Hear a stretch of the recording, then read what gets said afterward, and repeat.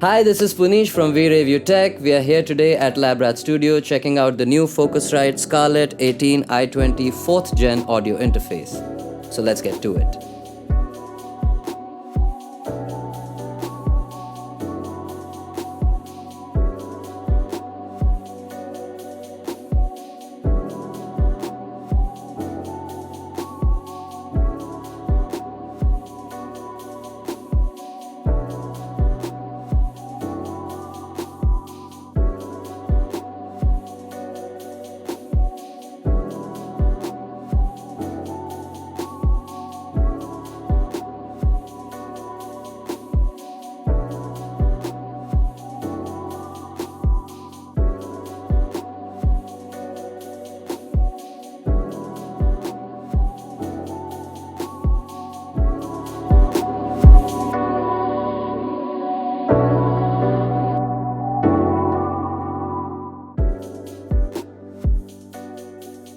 We now have the interface set up and ready for use. Before setting it up, we of course had to update the firmware, which was a walk in the park thanks to the easy start tool that comes with it. As for our initial impressions, the build quality is robust and sturdy. The 4 endless encoders have decent weight to them and feel really premium. An amazing new update on this interface is the LED level indicators that you see behind the knobs. Other than having the advantage of knowing where your levels are, they also make this device look premium and slick. A quick side note, it'll be nice to have these LED indicators behind the input and the output knobs as well, so let's hope we'll get to see that in one of the future firmware upgrades.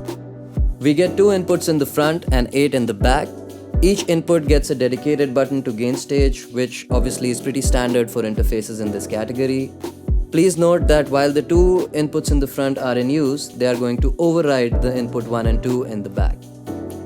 I find the onboard link button to be a thoughtful add-on because I have a couple of stereo synthesizers and a drum machine in the studio, so the added convenience of stereo linking my inputs and gain staging my devices is much appreciated.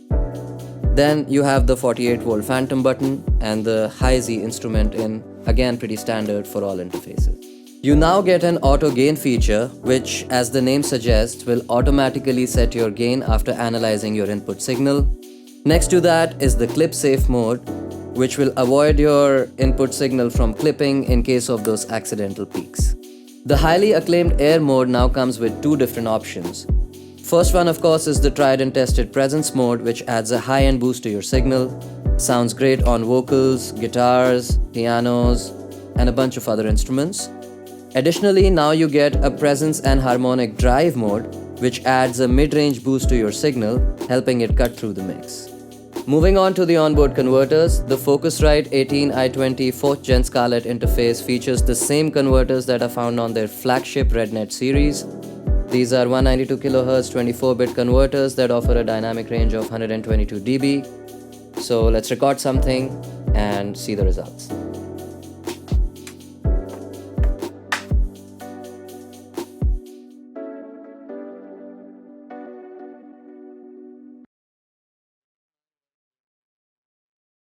Okay. This is my voice going through the clean preamp. I'm now going to engage air mode 1. This is my voice going through air mode 1, which is also called presence mode, engaging air mode 2 now. This is my voice going through air mode 2, which is called presence and harmonic drive mode. Moving on to the onboard output controls, you get an alt switch that allows you to switch between monitors. Very handy for the dual monitoring setup that we have here in the studio. Followed by a dim switch, which is going to cut down the output level by 18 dB. You have an output metering switches that displays the levels of your output here on the LED indicators, followed by a mute button, which is self-explanatory. Additionally, we have 2 high-quality headphone outs right next to the talkback switch. The LED indicators are real-time level meters. As I mentioned earlier, it would be great to have this metering on the input and the output knob. Nonetheless, it's pretty awesome to have them on the headphone knobs. The rear features 10 audio outputs, a MIDI in and out, a pair of ADAT connections for preamp expansion, SPDIF in and out for digital routing, and lastly a word clock out. A notable add-on is the Focusrite Control 2 app that enables you to take full control of your routing and mixing preferences remotely via your phone or tablet anywhere inside the studio. Last but not the least, this interface comes bundled with the Hitmaker expansion pack, which contains a wide range of high-end music production tools. These are plugins that you can use to write, record, mix, and master your music. In closing, I'd like to share my thoughts and findings.